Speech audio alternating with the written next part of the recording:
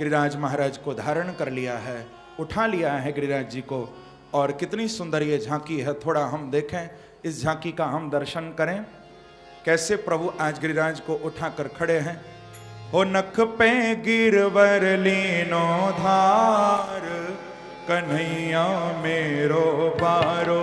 नख पे गिरवर लीनो धार, कन्हैया मेरो बारो। ओ नख पे गिरवर लीनो धार, कन्हैया मेरो बारो। नख पे गिरवर लीनो धार, कन्हैया मेरो बारो। ब्रजरानी यशोदा ने जब देखा कि मेरे छोटे से लाला हैं 7 बरस के और 7 कोस के गिरिराज हैं, मेरे छोटे से लाला अकेले कैसे उठाएंगे, तो मैया को चिंता हो रही है आज। और मैया कह रही है देखो मेरो छोटो सो लाला और कितने बड़े गिरिराज। तो मां का ये हृदय का भाव है। हो नख पे गिरवर लीनो धार, कन्हैया मेरो बारो। नख पे गिरवर लीनो धार, कन्हैया मेरो बारो। हो कन्हैया मेरो बारो, अरि लाला मेरो बारो। कन्हैया मेरो बारो, अरि लाला मेरो बारो। अरि नख पे गिरवर लीनो धार, कन्हैया मेरो बारो। ओ नख पे गिरवर लीनो धार। गाइए प्रेम से। कन्हैया मेरो बारो। ओ यूं कहे यशोदा मैया, नेक जोर लगाओ मेरे भैया। यूं कहे यशोदा मैया, नेक जोर लगाओ मेरे भैया। अरे ब्रजवासियों, आप सब नेक मेरे लाला की थोड़ी सहायता तो करो। सबके सब खड़े भय हो, नेक सब मिलकर जोर लगाओ ना, अकेलो ही लाला उठाएगो मेरो। आप सब भी नेक सहारो लगवा दो।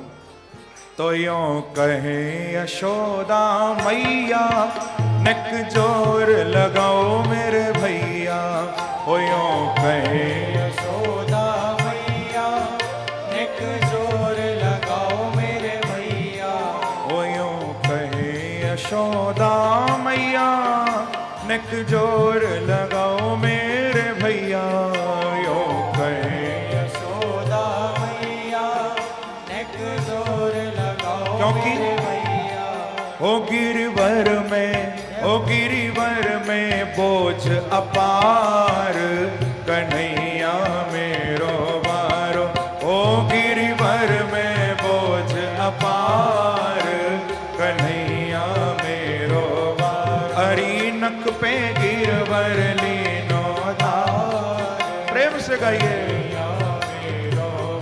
ओ नख पे गिरवर लीनो धार, कन्हैया मेरो बारो। नख पे गिरवर लीनो धार, कन्हैया मेरो बारो। ओ लाला की नरम कलैया, कहीं मुरक न जाए अखी बैया। ओ लाला की नरम कलैया, कहीं मुरक न जावे अखी बैया। ओ लाला की नरम कलैया, कहीं मुरक न जाए अखी बैया। लाला की नरम कलैया, कहीं मुरक न जाए अखी बैया। कैसे झेले ओ कैसे झेले इकलो भार, कन्हैया मेरो बार। ओ कैसे झेले इकलो भार। गाइए प्रेम से। कन्हैया मेरो बार। हरि नख पे गिरवर लीनो धार, कन्हैया मेरो बारो। नख पे जय हो। ऐसे नहीं, दोनों हाथों से ताली की सेवा करते हुए प्रेम से।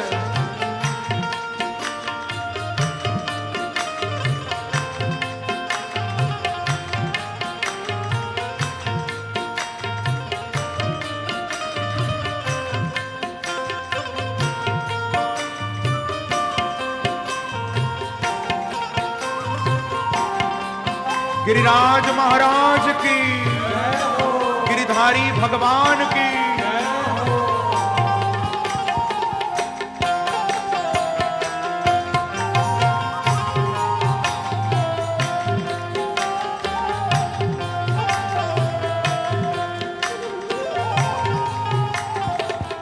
ओ नख पे गिरवर लीनो धार, कन्हैया मेरो बारो। नख पे गिरवर लीनो धार, कन्हैया मेरो बारो। ओ जब कोप इंद्र ने कीनो, तो नख गोवर्धन धर लीनो। जब कोप इंद्र ने कीनो, नख गोवर्धन धर लीनो। ओ जब कोप इंद्र ने कीनो, तो नख गोवर्धन धर लीनो। जब कोप इंद्र ने कीनो, नख गोवर्धन धर लीनो। तो क्या हुआ? ओ बादल बरस बरस गए हार, कन्हैया मेरो बार।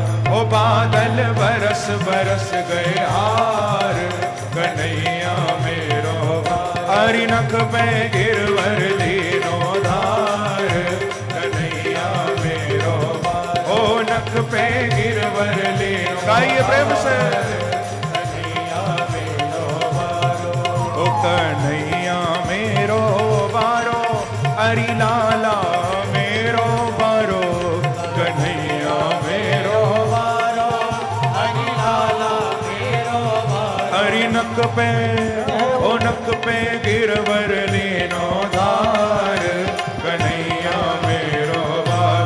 ओ नख पे गिरवर लीनो धार, कन्हैया मेरो बार। हरि नख पे गिरवर लीनो धार, कन्हैया मेरो बारो। नख पे गिरवर लीनो धार, गाइए।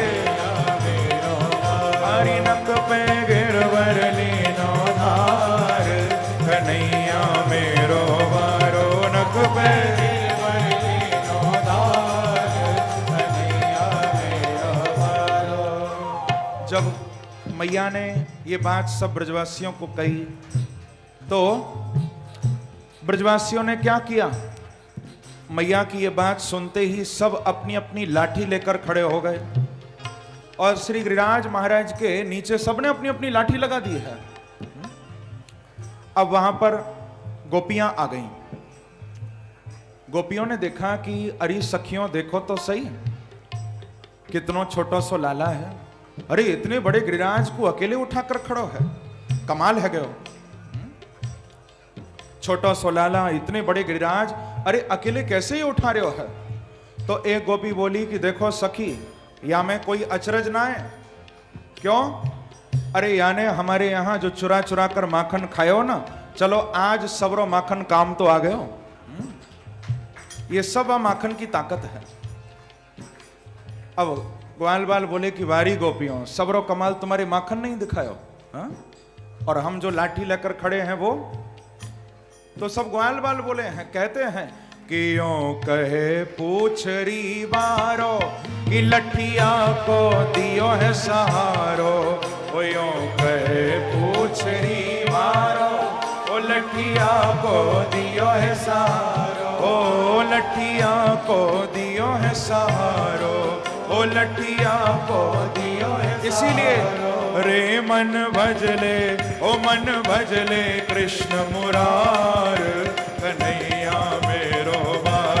रे मन भजले कृष्ण मुरार, कन्हैया मेरो बार। हरि नख पे गिरवर लीनो धार, कन्हैया मेरो। गाइए, ओ नख पे गिरवर लीनो धार, कन्हैया मेरो। ऐसे नहीं, पीछे वाले भी दोनों हाथ उठाकर प्रेम से ताली की सेवा करते हुए।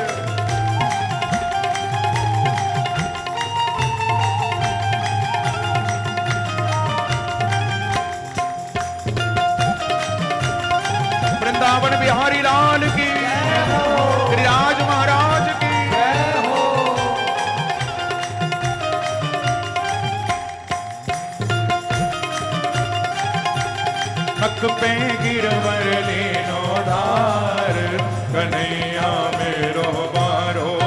पे गिरवर लीनो। हरि बोल।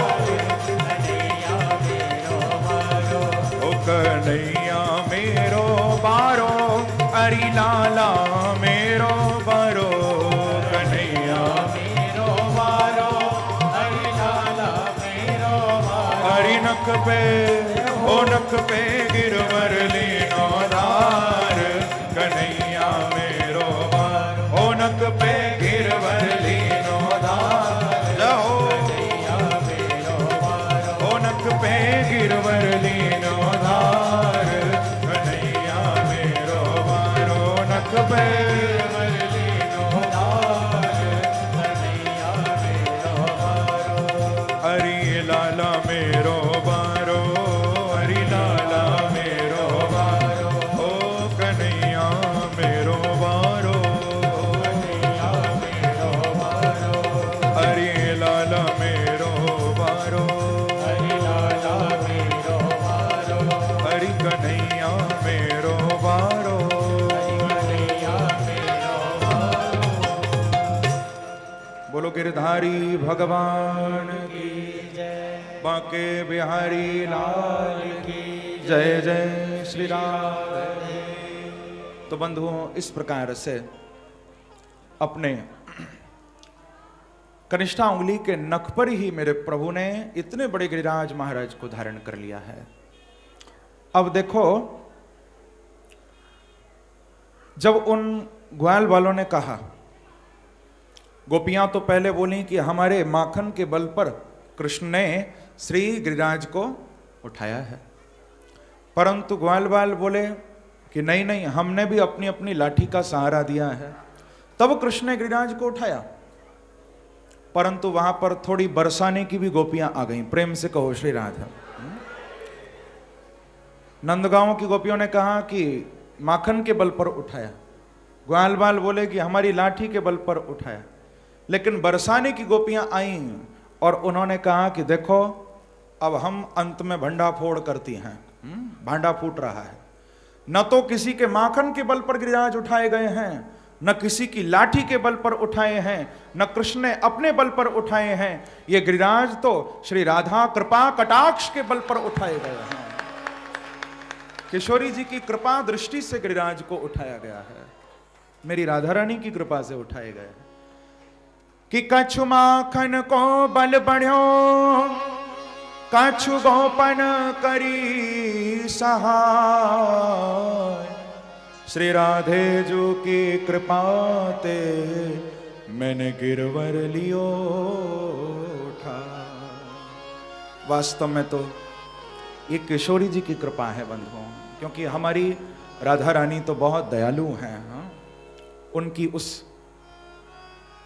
कृपा का, उनकी उस दिव्य करुणा का यदि हमको थोड़ा सा भी अनुभव हो जाए तो कहना ही क्या है। मेरी राधा रानी की किशोरी जी की कृपा तो बड़ी विलक्षण है, अद्भुत कृपा करती हैं किशोरी जी। और उस कृपा को ही मैंने उस एल्बम में भी गाया है, जिसको आप लोग रोज सुन रहे हो। राधा रानी की प्रेरणा से ही वो भाव हृदय में उठा है और उनसे एक ही प्रार्थना की गई है बार बार की, हे किशोरी जी, आपका नाम हमारी जिह्वा पर हमेशा बना रहे, आपका नाम निरंतर इस वाणी से निकलता रहे। बंधुओं, ये राधा नाम बड़ा अद्भुत नाम है। ऐसा लिखा है आचार्यों ने कि रा शब्दोच्चारणा देव स्फीतो भवति माधव। जैसे ही कोई व्यक्ति अपने मुख से एक बार कहता है रा, केवल रा, तो रा शब्द निकलते ही बांके बिहारी के कान खड़े हो जाते हैं। स्फीतो भवति माधव, किसी के मुख से केवल रा निकला, रा निकलते ही ठाकुर जी के कान उधर की ओर खड़े हो जाते हैं। ये रा शब्द कहां से आया है? हा? और जब मुख से रा के साथ धा निकल पड़ता है तो धावंती एवं, रा से कान खड़े होते हैं और धा सुनते ही बांके बिहारी दौड़ पड़ते हैं उसकी ओर। धावंती एवं ससंभ्रमम, ऐसी राधा नाम की महिमा है, ऐसा अद्भुत ये किशोरी जी का नाम है। करुणा की मूर्ति है राधा रानी, तो दया की मूर्ति है। अभी एक घटना मैं आप लोगों को बताऊं, लगभग 15 या 20 दिन पुरानी बात होगी बस। बरसाने दर्शन करने के लिए श्री किशोरी जी के चरणों में गए थे, तो वहाँ पर रात्रि की आरती करी थी, तो एक संत का दर्शन वहाँ पर हुआ। पंडित जी भी साथ में थे, बैठे हैं। एक संत का हमने दर्शन किया वहाँ। वो हमारे पास आए, पैरों में घुंघरू बांध रखे थे, बिंदी लगा रखी थी, राधा रानी की प्रसादी चुन्नी ओढ़ रखी थी, बड़े अद्भुत संत। और पहचान गए मुझे, तो गिर गए भूमि पर, बोले आप वही हो ना जो राधा रानी का बहुत नाम गाते हो, जगह जगह मैं देखता हूँ आपकी ही आवाज़ गलियों में आती है। मैंने कहा कि शायद मैं वही होऊंगा। वो चरणों में गिर गए, हाँ, तो रोने लगे वो संत। बोले जब मैं किशोरी जी का नाम सुनता हूँ पागल हो जाता हूँ मैं। मैंने कहा क्या हुआ? तो उन्होंने बताया कि मैं बहुत दिन तक गिरिराज जी में रहा, गिरिराज जी ने भी धक्का दे दिया, वहां से निकल दिया। फिर वहां से चलकर मैं नंदगांव पहुंचा, वहां से भी मुझे भगा दिया गया। ये इनके सामने पंडित जी बैठे हैं मेरे पास, सामने की बात है, सबके सामने उन संत ने बात मुझसे कही कि वहां से भी धक्का दे दिया, गिरिराज जी से भी निकाल दिया, नंदगांव से भी निकल गया, वृंदावन भी कई दिन रहा, लेकिन कुछ बात ऐसी हो गई वृंदावन से भी जाना पड़ा। लेकिन जब से किशोरी जी के द्वार पर बरसाने में आया हूं, ये तो यहां से जाने ही नहीं दे रही मुझे, तो द्वार का इन्होंने दास बना लिया है किशोरी जी ने। बांके बिहारी तो बड़ा नटखट है, कभी बुलाता है कभी भगाता है, लेकिन राधा रानी के चरणों में जिनको जगह मिल जाती है भैया, उनकी तो दर दर की ठोकर ही बंद हो जाती है। प्रेम से कहो श्री राधे। तो ये बात जब मैंने सुनी, रोमांच हो गया शरीर में। वास्तव में किशोरी जी बहुत दयालु हैं बंधुओं, करुणा की दया की मूर्ति है राधा रानी। तो उन्हीं की कृपा कटाक्ष के बल पर प्रभु ने श्री गिरिराज महाराज को धारण किया है। 7 दिन तक खूब वर्षा होती रही, लेकिन किसी भी ब्रजवासी का बाल भी बांका नहीं हुआ है। मेघ भी बरस बरस कर हार गए, थक गए, सब मेघ वापस लौट गए हैं। श्री सुखदेव जी महाराज कहते हैं कि परीक्षित भगवान ने क्षुत्रिड व्यथाम सुखापेक्षाम हित्वा तैर व्रजवासी भी, भगवान ने 7 दिनों तक अन्न का दाना भी ग्रहण नहीं किया, प्रभु ने जल का घूंट भी नहीं पिया 7 दिन तक। जैसे खड़े थे वैसे ही प्रभु खड़े रहे हैं। यहां तक कि सप्ताहम ना चलत पदार्थ, भगवान ने 7 दिन तक अपना पैर भी इधर से उधर नहीं हिलाया, जैसे खड़े थे वैसे ही प्रभु खड़े रहे। और गिरिराज को धारण करके ठाकुर जी उसी मुद्रा में बिल्कुल खड़े हुए हैं।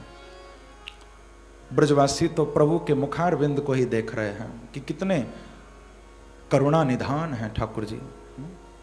7 दिन तक जल भी नहीं पिया, 7 दिन तक अन्न का दाना भी ग्रहण नहीं किया। बंधुओं, एक बार उस पर भरोसा करके तो देखो, वो तो भूखा प्यासा रहकर भी तुम पर कृपा करने को तैयार है। उस पर भरोसा तो करके देखो, तुम उस पर विश्वास तो करके देखो। थोड़ा सा भी दुख आता है हल्ला करने लग जाते हैं हम, कितना चीखते हैं कि प्रभु मेरे ही जीवन में क्यों दुख दिए, वाई मी। प्रेम से कहो श्री राधे। ऐसा लोग कहते हैं ना कि मुझ पर ही दुख क्यों आया, वाई मी, मैंने ऐसा क्या किया था, वाई मी। लेकिन नहीं, प्रभु को ये मत कहो वाई मी, ठाकुर जी को बोलो कि प्रभु ट्राई मी। अरे और देना हो जितने दुख दो मुझे, तुम बैठे तो हो ऊपर, हाँ, वाई मी नहीं, ट्राई मी। मुझे भी तो कभी अपनाओ, मुझे भी ट्राई करो, जितना दुख दे सकते हो दो प्रभु। परवाह नहीं है दुखों की, क्योंकि आप बैठे तो हो, आने दो दुखों को। दुख में ही भक्ति की परीक्षा है, सुख में तो सब भक्त बन जाते हैं, दुख में भक्ति की परीक्षा है। दुख में कितना भक्ति टिकती है तुम्हारी, ये देखने की बात है। क्योंकि भगवान ने क्या कमी छोड़ी बंधुओं, जो हम शिकायत करते रहते हैं। अरे वो और होंगे जिनको शिकायत है आपसे, हाँ?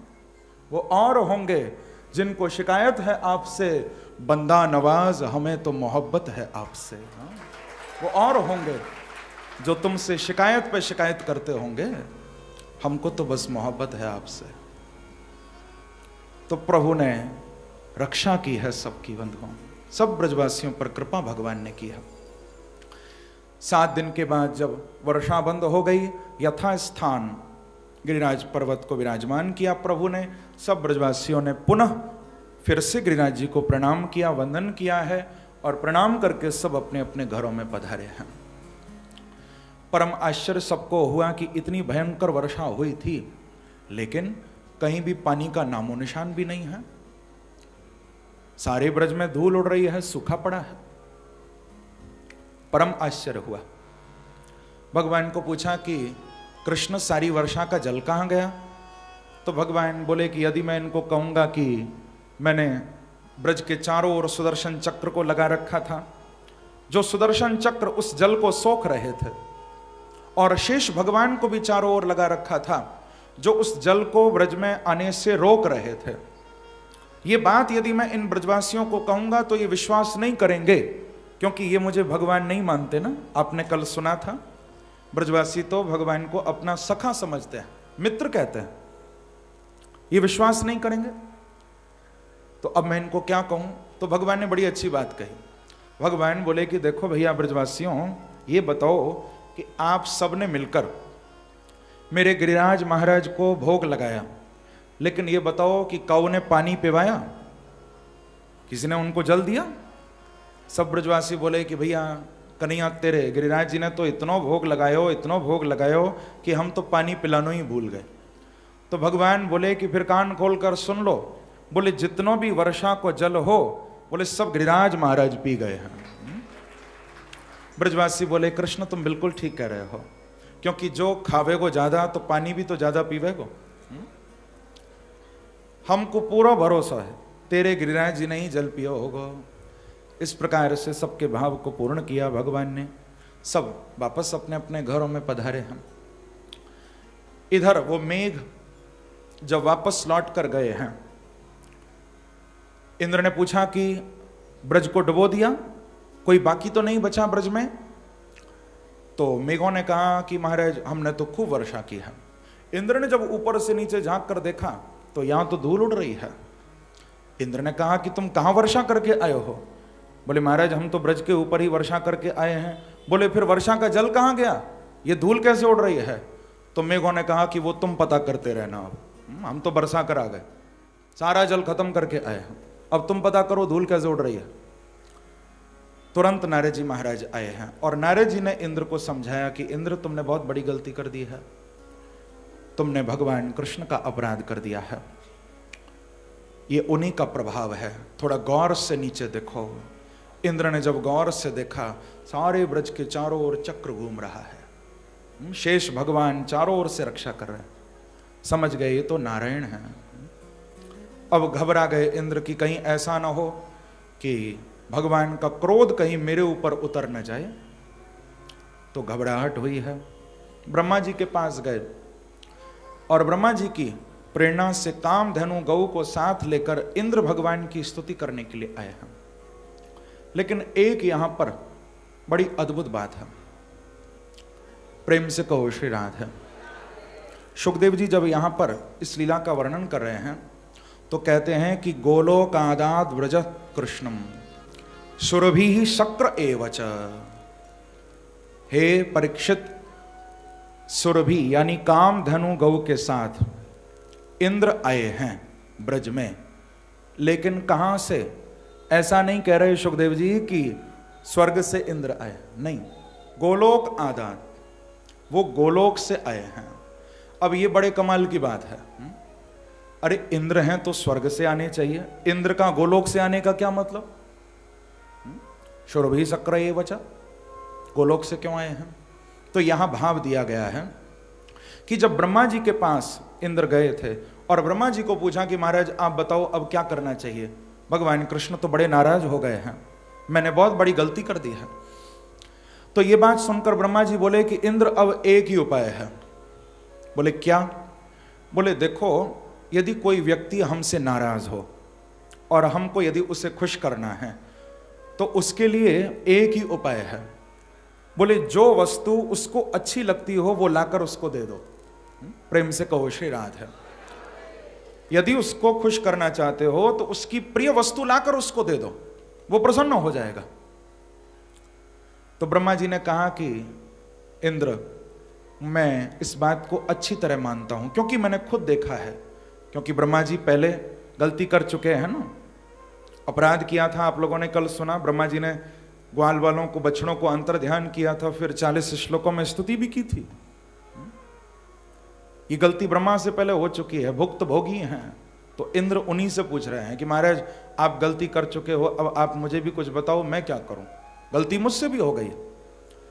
तो यही बताया कि देखो इंद्र, जहां तक मैंने कृष्ण को समझा है, यदि कृष्ण को, यदि गोपाल को किसी से सबसे ज्यादा प्यार है तो वो है गोपाल की प्राण प्यारी गौ। गौ से ज्यादा और किसी से प्रेम नहीं करते हैं गोपाल। गौओं से बड़ा प्रेम है उनको। इंद्र, मैं तो यही कहूंगा कि यदि कृष्ण के क्रोध को दूर करना चाहते हो तो तुम काम धनु गौ को साथ लेकर जाओ। मुझे विश्वास है यदि गौ तुम्हारे साथ जाएगी तो भगवान तुमसे क्रोध नहीं करेंगे। जाओ। अब तो बड़े खुश हो गए हैं इंद्र। तुरंत अब ब्रह्मा जी के ब्रह्मलोक से निकल के सीधे गोलोक पहुंच गए इंद्र। कामधेनु गौ को मनाने के लिए गोलोक गए हैं।